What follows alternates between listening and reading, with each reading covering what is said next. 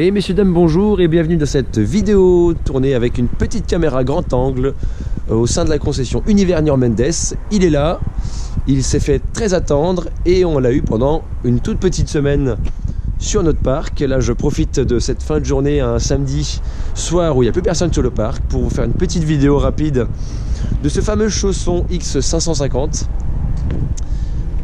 dans sa version compacte maxi salon 6 mètres de long. On a tellement parlé de lui que j'ai presque hésité à faire une petite vidéo parce que tout a déjà été dit. Donc je me suis dit on va prendre la caméra grand angle et on va faire un tour à l'intérieur. Donc là tout est éteint. Je vais d'abord commencer par allumer ici les éclairages, voilà. Et on va fermer la porte.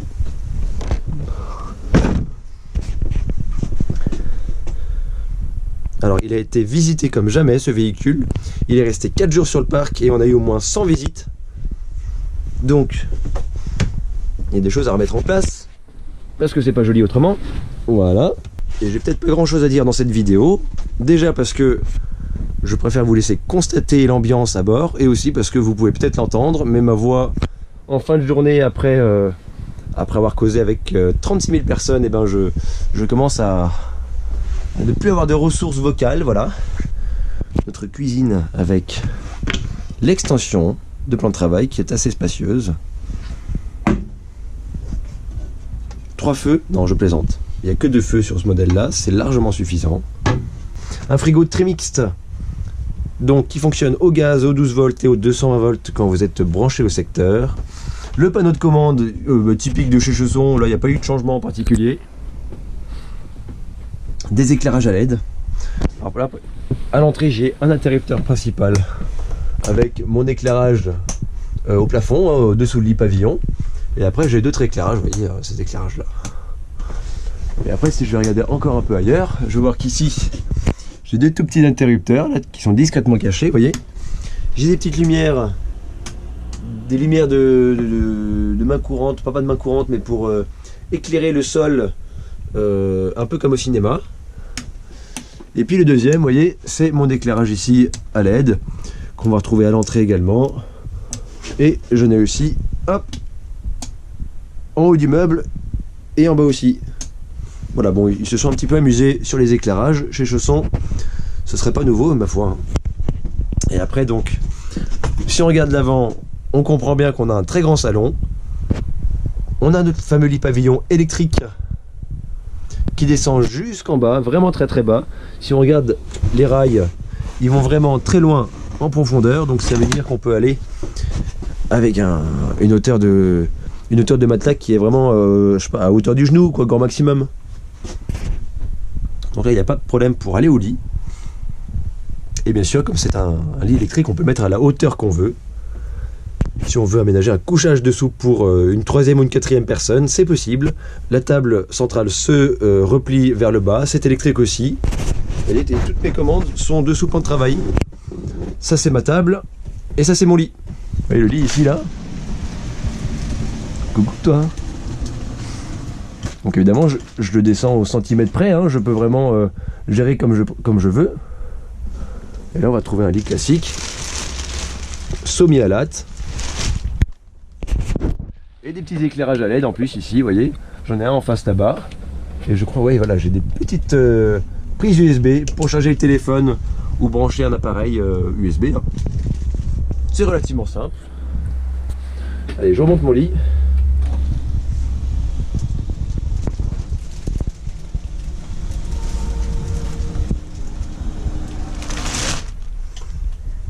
Alors, une question qu'on m'a posée, c'était la hauteur du lit pavillon, parce que moi je fais 1m85 et vous voyez, bah je ne passe pas. Donc en fait, à 1m80 ça doit passer tout juste. Mais en même temps, alors moi ça me choque pas parce que, déjà parce que je me tiens pas droit, moi je suis un peu quasimodo. Mais quand on est dans le salon, bah, on s'intéresse à savoir qu'est-ce qu'il y a sur la table. On va s'installer, on va s'asseoir quelque part, on va pas rester debout à rien faire a priori. On va faire que passer, et quand on marche, on est généralement moins haut que si on se tient tout droit, tout raide. Donc en fait ici, ça me choque pas plus que ça. Mais il faut savoir, voilà, que 1m80 a priori c'est la hauteur du lit pavillon quand il est remonté. Maintenant on va faire un petit tour à l'arrière. Et là c'est la partie la plus intéressante. Je vais allumer l'éclairage aussi. L'interrupteur qui était caché là, voilà. Donc éclairage au plafond. J'en ai un côté douche également. Donc là je mets mes pieds dans ma salle de bain. Allez, on va s'enfermer un petit peu. Voilà. Mais un petit peu l'espace que j'ai. Alors là bon, avec la caméra je sais pas si on se rend compte, mais c'est quand même tout à fait raisonnable hein, pour la taille du véhicule. Donc là si je veux accéder à mon lavabo, il se déplie. Et oui, ça descend tout doucement, c'est amorti. C'est très agréable. La surface est toute douce, hein, c'est pas un plastique. Enfin oui, c'est une espèce de composite, hein, j'ai envie de dire. C'est un petit peu mat, ça brille pas. À voir comment ça va tenir à l'entretien à la longue, hein, si ça va pas se tacher ou supporter le calcaire, hein, on sait pas trop encore, on verra bien. Donc ça c'est spacieux, on a un éclairage qui est bien placé en fait. Hein. Et quand je n'ai plus besoin, je remonte. Et là j'ai les petits rangements de chaque côté. Voilà. Bon. Petit, efficace. Pas grand chose à dire là-dessus. Mon toilette, eh ben, c'est du standard, j'ai envie de dire. Hein. Avec l'interrupteur de chasse d'eau, le petit voyant quand le toilette est plein. Et puis la douche. Alors, là ce qu'on a là, c'est une échelle qui sert quand le lit pavillon est utilisé en plus d'un couchage en bas. Donc c'est pas la question forcément pour ici. Si je vais prendre ma douche, eh ben je tire mon store. Alors, c'est comme ça, voilà. Et là, je vais tirer. Oh, qu'est-ce qui bloque? Ah, ça bloque ici. Tiens donc. Alors comment ça marche? Vous voyez, je découvre en même temps que vous certaines choses. Vous voyez, ah voilà, ça passe tout juste. Impeccable. Donc là, hop, voilà. Je me suis enfermé dans ma cabine de douche. Vous voyez, j'ai un super éclairage, hein, j'ai un éclairage de chaque côté. Alors dans les photos chez Chausson, on distingue une ambiance bleue que je ne trouve pas ici. Alors est-ce que je me suis trompé? Est-ce que j'ai oublié un interrupteur qui serait caché quelque part? Ce ne serait pas la première fois chez Chausson qui nous cache un petit interrupteur discrètement. Mais bon, j'ai ma douche un peu comme à la maison, le support avec la grande rampe, le mitigeur, un petit porte savon et aussi un étendoir à serviette.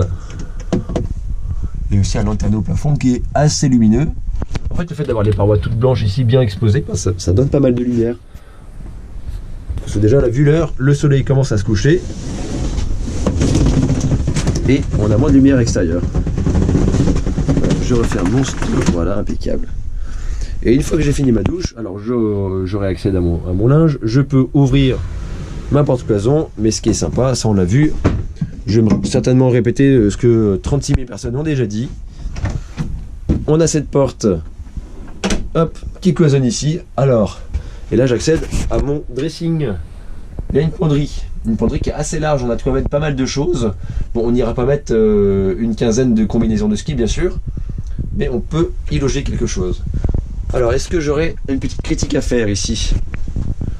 Je dirais peut-être un éclairage supplémentaire serait bienvenu.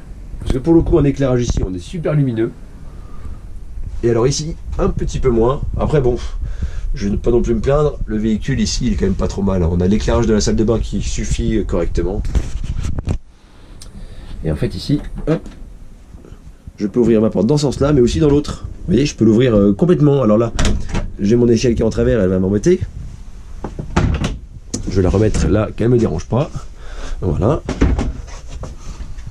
Et ici, vous voyez que je peux, quand quelqu'un prend la douche, il ferme ici. Mais la personne qui reste dans la partie de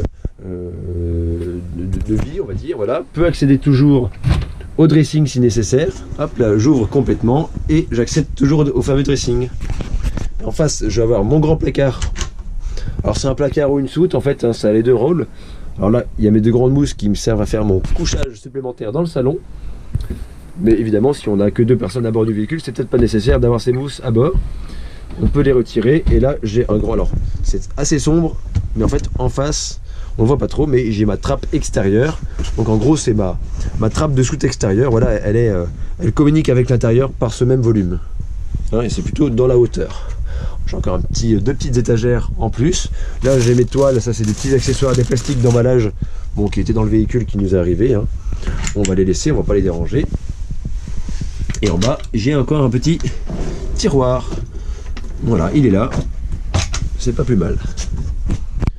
Côté cuisine, alors là c'est assez classique. Les poignées, alors c'est esthétique. Je suis pas super fan des poignées moi. Vous voyez hein, ces poignées là qui sont très discrètes. Le verrouillage il faut appuyer là, vous voyez. Mais c'est pas forcément très flagrant. Ceux qui ne connaissent pas, bah, ils vont chercher, ils vont pas trop comprendre.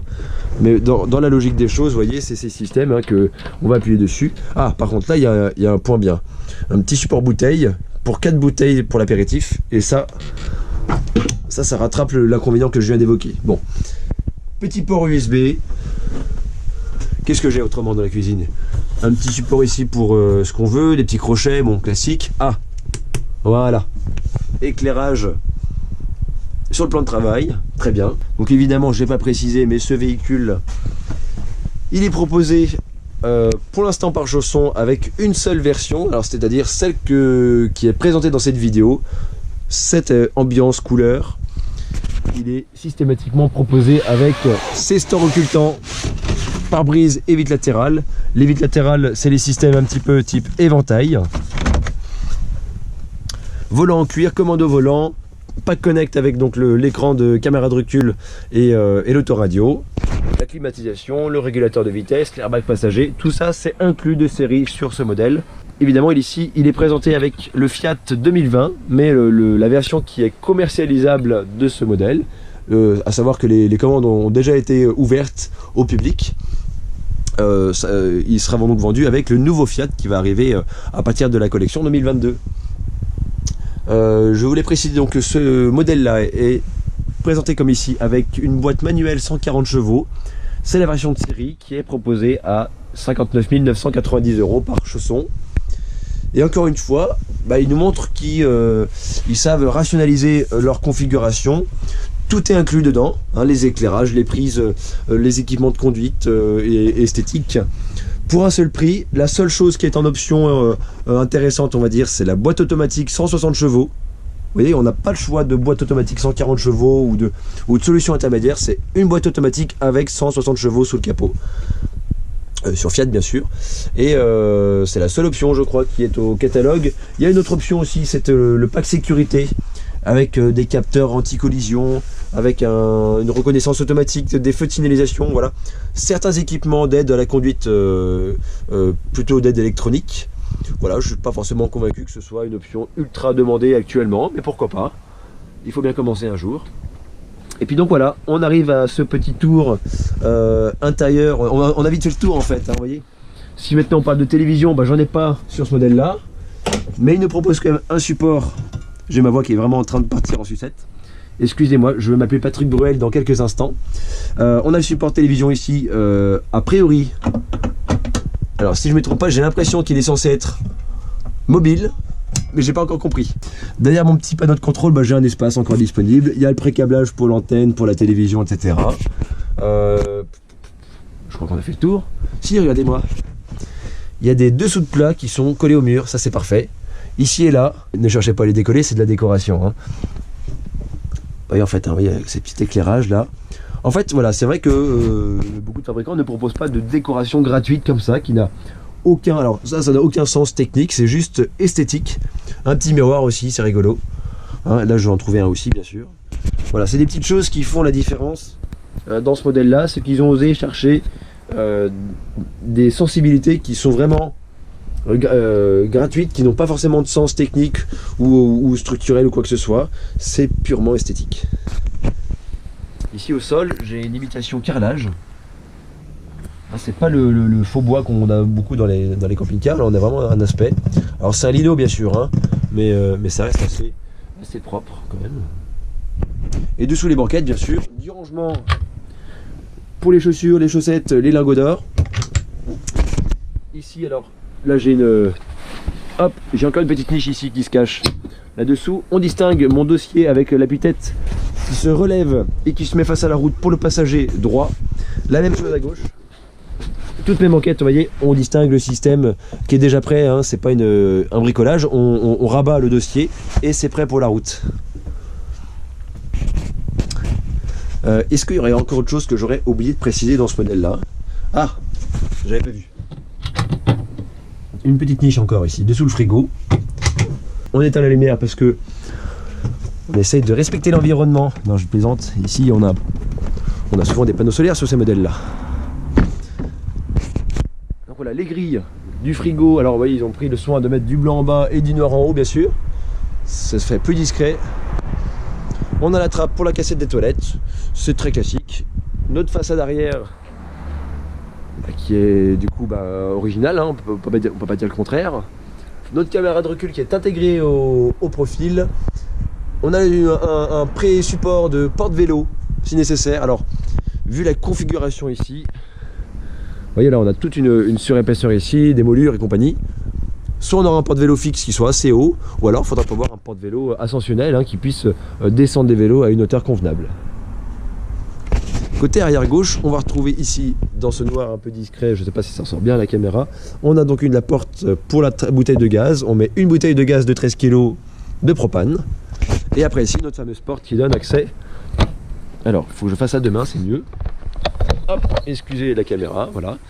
Et donc là, on accède donc à l'espace intérieur, le fameux espace dont je pouvais accéder de l'autre côté, évidemment. Là, j'ai mes grandes mousses. Ici, j'ai un éclairage intérieur. Que je referme bien, bien sûr, voilà. Le remplissage de l'eau propre, le branchement électrique, la cheminée du chauffage. Et puis voilà, on a fait le tour du véhicule, c'était assez rapide, il fait 6 mètres de long, 2,75 m de haut.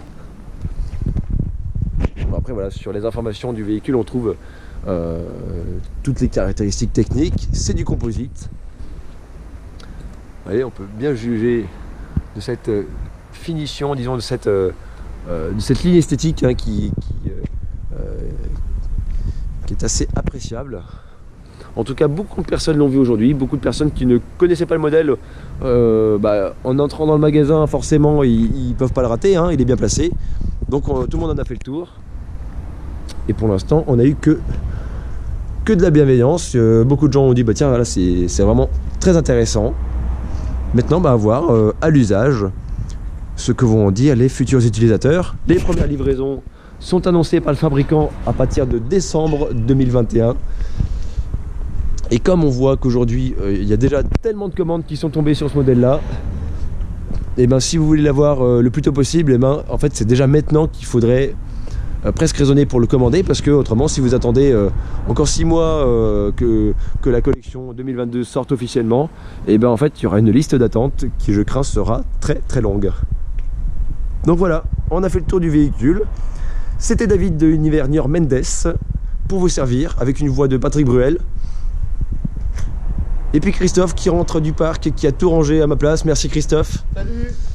Donc voilà, c'était la petite vidéo du chausson X550. On vous souhaite une très bonne soirée et puis peut-être un jour dans nos concessions. À très bientôt.